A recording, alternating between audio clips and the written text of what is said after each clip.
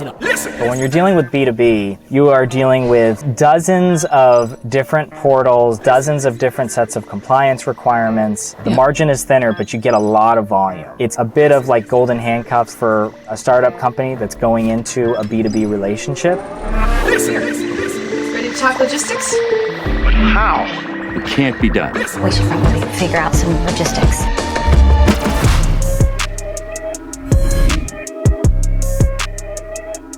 All right, welcome to another episode of Supply Chain Therapy. I am your host, Alex Kent, joined by my wonderful co-host, Michelle McNamara. Michelle, what's going on today?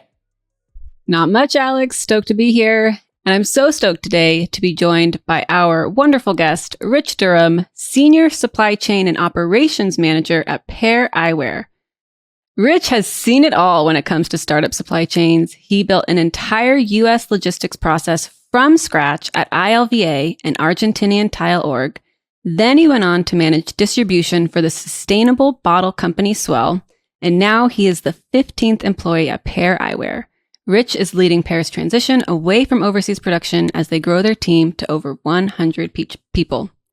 Rich, thank you so much for joining us. How are you? Good. Thanks for having me. Yes, of course. All right, we're going to get right into it. So this is supply chain therapy, after all. So we're going to start with a nice deep breath. Ready? Inhale and exhale. Namaste. Namaste. I hope the listeners at home also took that deep breath. So let's kick it off. Alex and I, we love a good story. So Rich, what do you have for us? Anything where things didn't go quite as planned? Sure. So a couple of years ago when I was still working for Swell, which makes stainless steel water bottles, we were undergoing a wall-to-wall yearly physical inventory audit, something that's very routine for a lot of companies, where you basically shut everything down and you count literally every unit in your building and you reconcile the discrepancies, and you have to do it under the supervision of a formal auditor, usually from the Big Four if you can. And so the day that we had our big audit, we had the auditor on board, we had all our paperwork ready, and we had just pallet upon pallet in the back of our warehouse of returns from big retailers that had not been processed. We had a lot of just kind of junk that still needed to be processed and received in, and there just wasn't enough time. So I remember us the night before trying to categorize as much as possible and label as much as possible. But in the end, it was kind of inevitable that the auditors would want to count from at least a few locations in that back area. And it didn't look pretty for us. We ended up being off on a lot of different areas. And I even remember our COO himself, who was on the floor, randomly picked up a box thinking that it was going to be fine. And that box happened to have a discrepancy as well. And so we were just hitting the worst of luck at each turn. So it was, a rough count. Usually these things last about 4 hours, and I think it ended up lasting like 8 hours. Oh, man. What did you figure out what the issue was and course correct that for the next year? Or yeah, was it kind of a number of different aspects? You're like, oh, uh-oh. Yeah, it's really a systemic thing. So you have to change the entire system of how you're controlling inventory throughout the year. So it's not something you can fix overnight. Right. But the year-to-year difference was just remarkable because of what we were able to implement with our cycle counting and how we tracked our adjustments. And then we did finally get all of those returns received in and cleaned up. And so by the next year, we were spot on 100%. And it was just a night and day kind of contrast. Aside from a finance and accounting perspective, why is a physical inventory so important? Why is it so important to have the right amount of inventory as you're running a fulfillment operation? Yeah, it's extremely important because it basically touches every single department. You might think it doesn't, but it's one of those kind of areas of a business that touches so many departments at once, because you're dealing with a potential customer experience, you're dealing with stock outages, planning, forecasting, the amount of space that you physically need, logistics. It's all kind of tied to these kinds of departments. And so if you're out of stock of something because your system said that there were 2 units left and there's actually 0, that's going to be a really poor customer experience. And so you extrapolate that times hundreds of instances or maybe even thousands of instances in a given month, it really can have an impact on your business. And was there any silver lining from the experience? I mean, did the team band together? Anything like that you think, okay, yeah, this was awful, but at least this happened? Yeah, I mean, in a lot of these inventory audit situations, you're really at like the whim of the auditor. And so sometimes you get lucky, sometimes you don't. I mean, if we hadn't gone through that kind of worst of worst case scenarios, I don't know that we would have had the same kick in the rear for the following year to tighten up our inventory control practices. It's something that a lot of companies can just kind of let slip by sometimes, or maybe they just tend to do it. But unless you've had an experience like that, you're unlikely to make really, really tight practices to implement at your warehouse.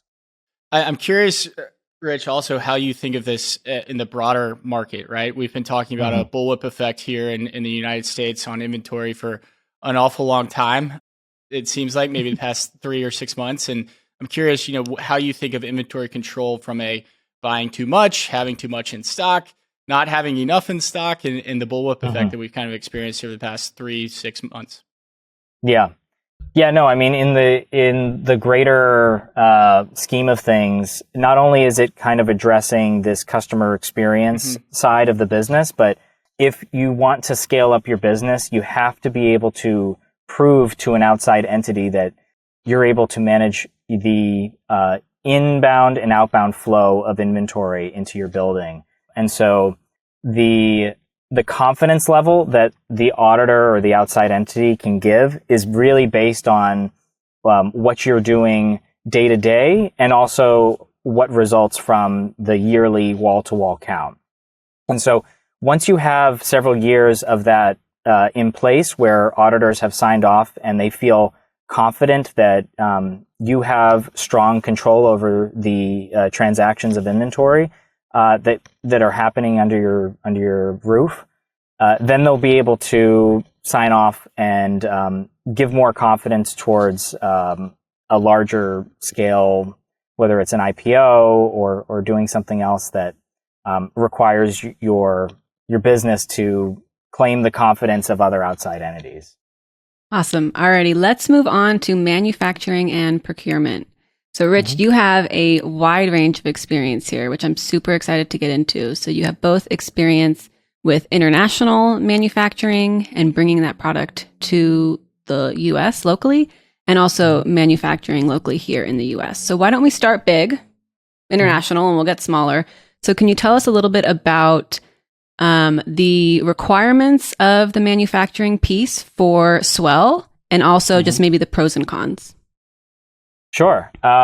So with Swell, the technology is a vacuum seal stainless steel technology, and that vacuum seal piece of it is only available in Asia. So it makes a decision for you on your behalf of how you're going to build your supply chain out. And so the good thing is that with these bottles, sorry, here we go. There it is. With these bottles, they're lightweight, but they do take up a lot of space. And so the way that we've had to optimize our supply chain around that is by working with really strong supplier partners that can hit their deadlines, that can flex up or down when we need to as demand changes. And then on the logistics side, we try to optimize our containers as much as humanly possible, at least 90% at capacity, so that we can really get the most bang for our buck with every inbound container that's coming to the US. Otherwise, we're just not as optimal as we can be, given the fact that we do have this constraint where the origin has to be. Yeah. And so let's get into some of the pros and cons. So maybe it's for Swell, maybe it's more broadly. What are some of the benefits and limitations of manufacturing overseas? Yeah. So the benefit is you can start off with pretty low volume. If you're just starting out, it's much more doable to find a supplier that you can work with or a third-party manufacturer, and they'll usually pick up the volume that you need. The initial capital is pretty low because you're outsourcing, and so you can get started with very little. The other thing is that a lot of the risk kind of lies on the supplier at the moment. The downside is that you don't have as much control over the end product, and as anybody who imports something knows, sometimes it can be a crapshoot.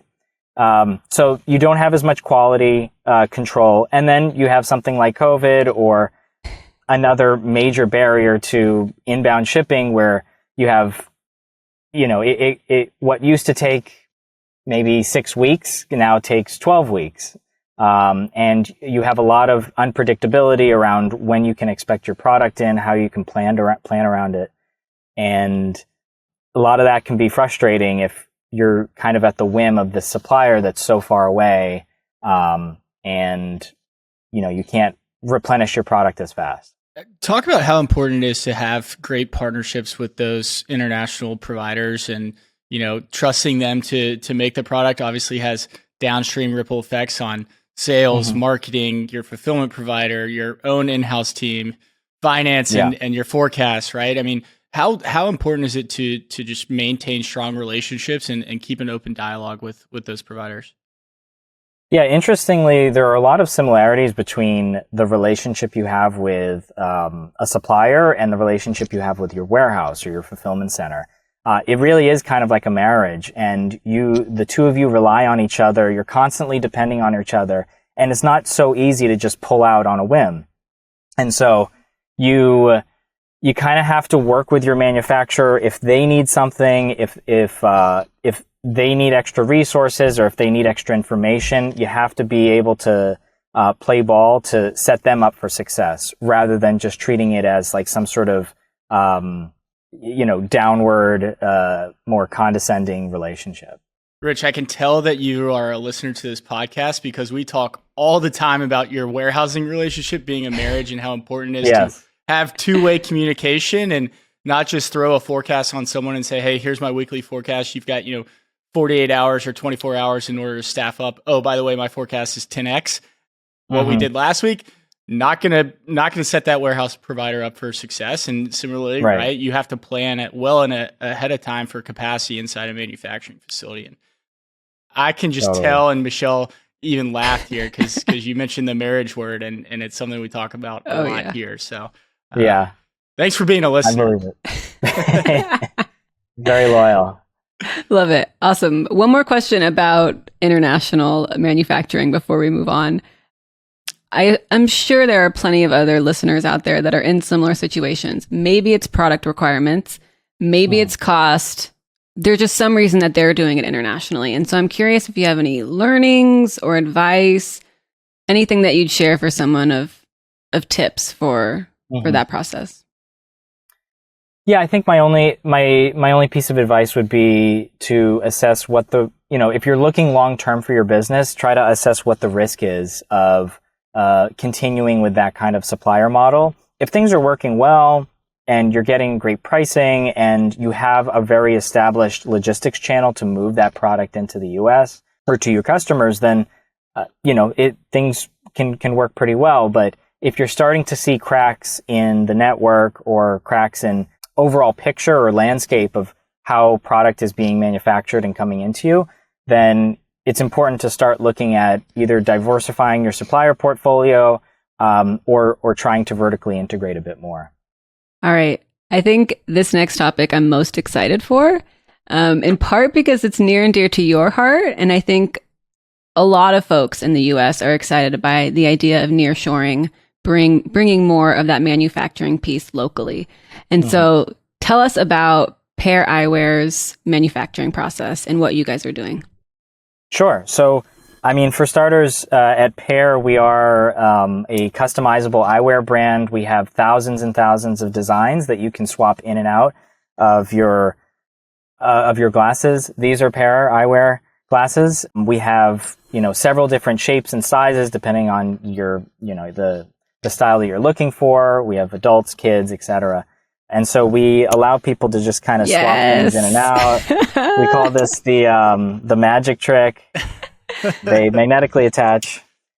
And it's just a really great product. It's fun. It allows people to express themselves. And we're effectively putting out a new collection almost every week for our customers. We have a lot of great licensing partnerships with Sesame Street, Harry Potter, MLB, NHL, etc. And so for us, given our large SKU count and given how important prescription eyeglasses are, it made sense for us to move more production domestically.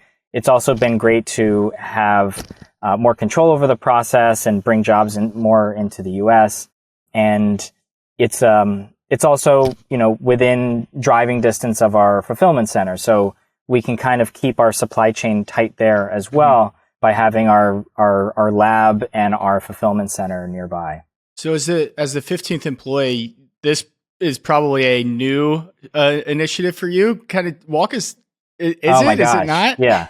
I'm curious. So much is new. I mean, So like when I started, our dear CEO, co-CEO Nathan, he was still writing the POs himself to our suppliers.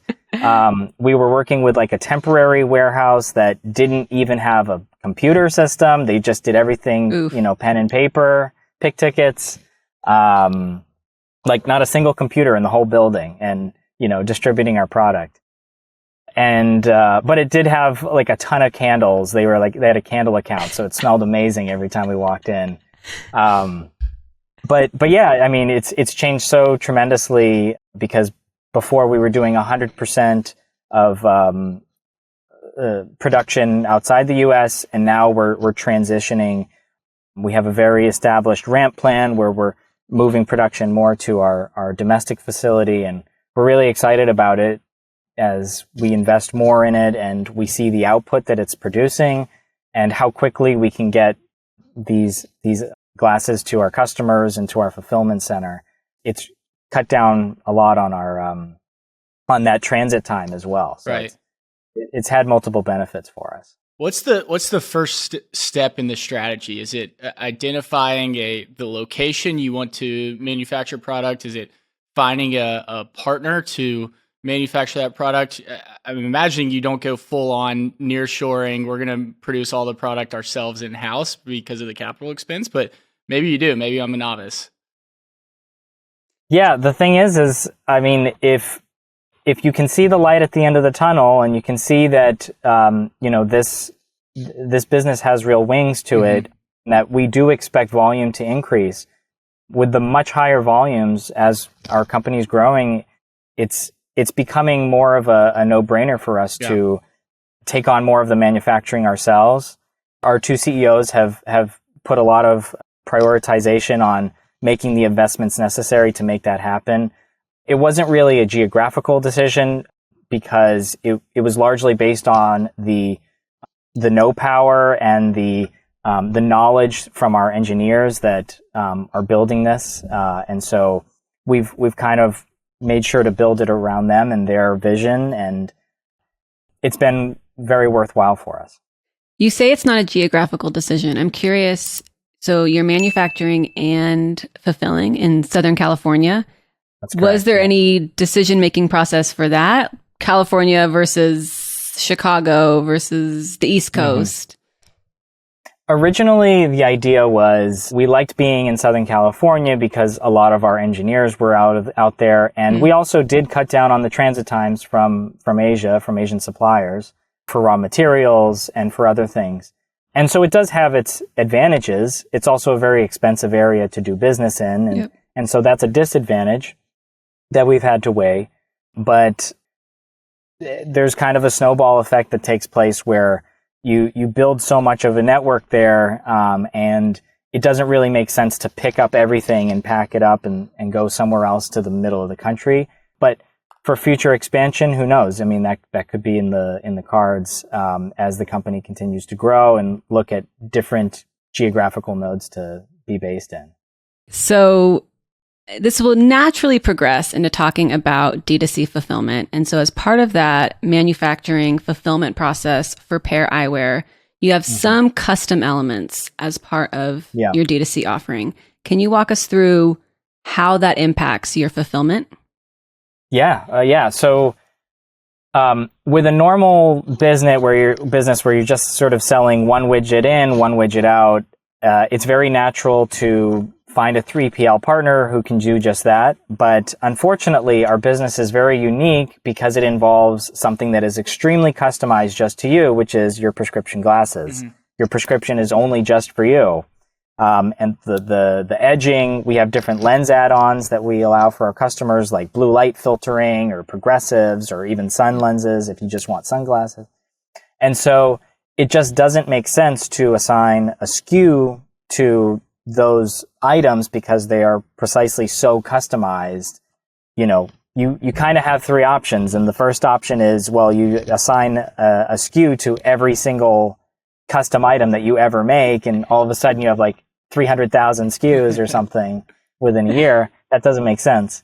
The second option is to remove the custom element to it and you just treat it as like a generic thing where you're just kind of decrementing like a RX frame A or something.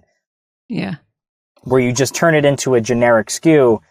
But the problem there is then you have no visibility into which pair of glasses actually shipped out to the customer. You're just kind of decrementing off of a dummy SKU. So that's also not an ideal situation. So the way you kind of have to make it work is by looking at a hybrid model that treats each custom order as like a cross-docked order that also requires additional picking. So it's really unique to kind of have something that is not completely cross-docking, but also we have all of our top frames that are generic widgets that can be picked from bins. And so you have to kind of find a way to cross-dock the custom item while still keeping in mind what is left to pick from the bins if the customer orders additional accessories, which they certainly always do.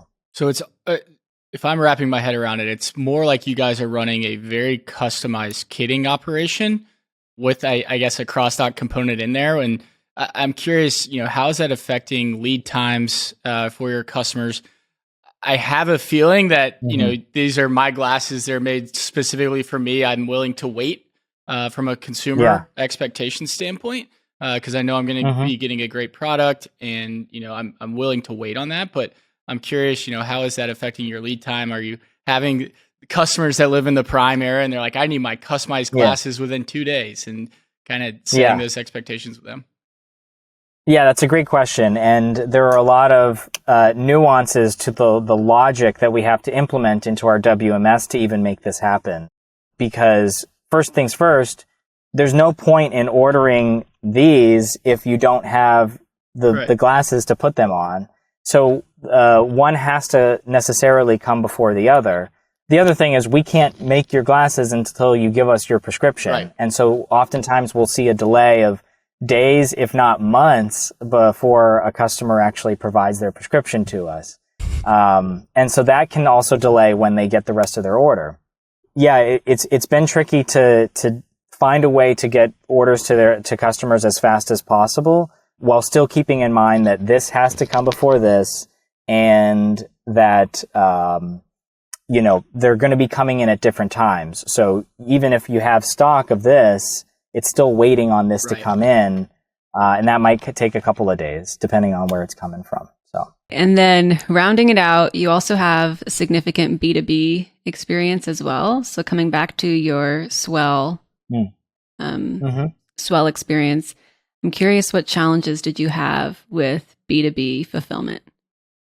Yeah, B2B is an entirely different beast. Right now, Pair, by the way, is D2C only, so it's been a little bit easier to keep like a one-track mind about it, and it's allowed us to kind of invest a lot in the website experience, the user interface. But when you're dealing with B2B, you are dealing with like dozens of different portals, dozens of different sets of compliance requirements. You can get a lot of volume out of it the margin is thinner, but you get a lot of volume. And so it's kind of a bit of like golden handcuffs, I think, for a startup company that's going into a B2B relationship. So you really have to make sure that the relationship is beneficial for both parties. But at Swell, one of the biggest issues we had is we were working with, I think, over 70 or 80 business retailers, and each one had their own like book of compliance requirements, and they have requirements around everything from how the ASN is sent to how the shipments are routed, how carriers are called, how labels are placed on the boxes, how the boxes are packed. And so you go into like exponential levels of complexity there, because your team on the warehouse floor has to know exactly how each customer's orders need to be packed, routed, and shipped. And that can be very challenging if you have warehouse turnover, if every from one customer to another is just so different.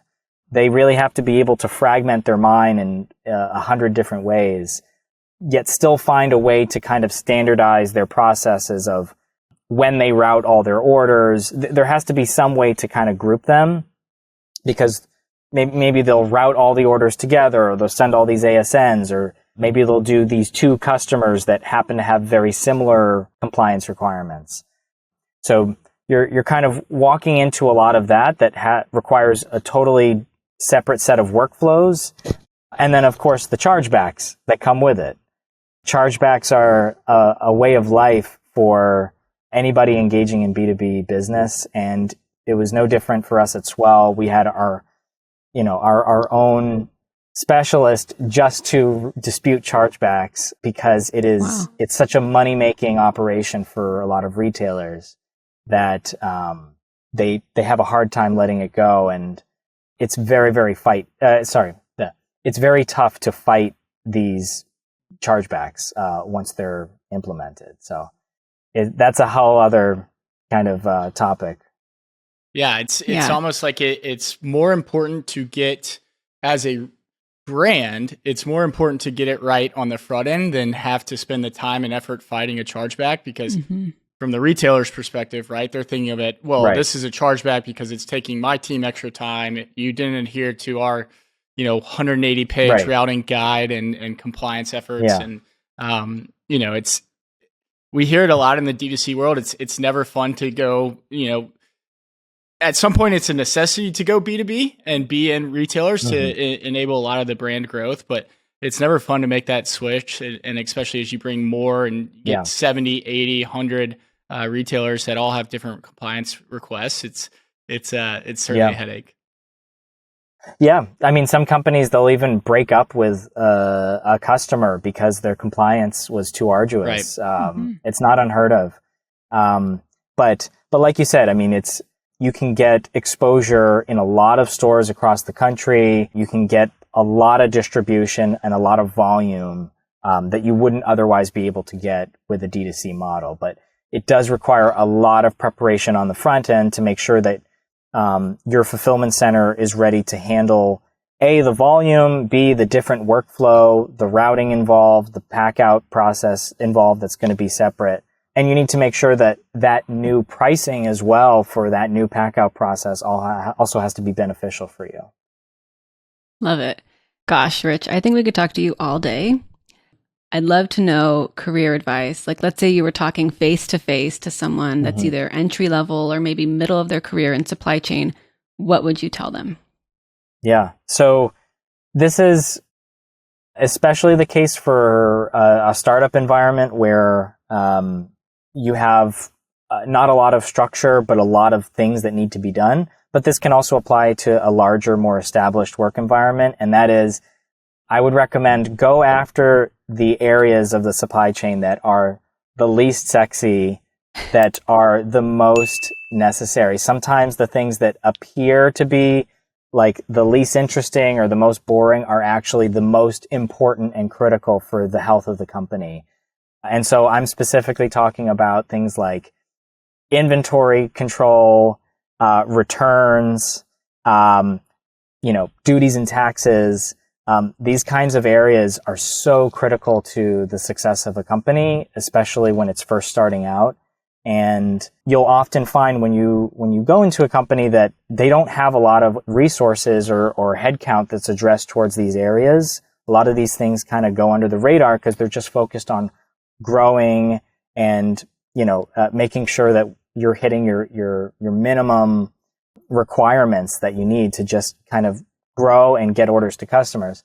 But, it allows for that extra level of sophistication that you'll need when it is time to scale up. And so, I would recommend volunteer to tackle those areas because there's a good chance that nobody's really looking at it that in depth. And in those areas, that's where you're going to learn a lot about the business. You'll learn a lot about different process improvements that could be made, cracks that need to be filled, and the knowledge that you'll get will become such a niche part of the company that you'll become such an asset, I think, within the organization. You can't build a winning brand without the right foundation, and if you can conquer the foundation first, then everything else on top is just building the empire, right? Mm-hmm. Yeah. Awesome. Duties and taxes are sexy. What are you talking about? Incoterms, don't you get excited? Yeah, it doesn't get everybody hot, but it really is super important because the amount that just kind of flies under the radar when you look at a customs invoice, it kind of just goes straight to payment, and people don't even look at it twice to assess if they're really being charged the right duty rate or if they're being what are all these accessorial fees. Yeah. There's so much there that can be unpacked, and if you take the time to unpack them, it really can make a big difference. 100% agree. All right, Rich, wrapping up here, moving on to our speed round. Just a couple quick hitters for you, and we'll go rapid fire here. So if you didn't work in supply chain, what would you be doing? I'd be doing international development, international poverty relief. Believe it or not, I worked in the Peace Corps in Mozambique at the very beginning of my career when I graduated college, and so I fell in love with that kind of work in the field. I worked a lot with micro businesses, so I would probably do that again. That's awesome. What's the last thing you bought online? Last thing I bought online was a TV stand that requires way too much assembly.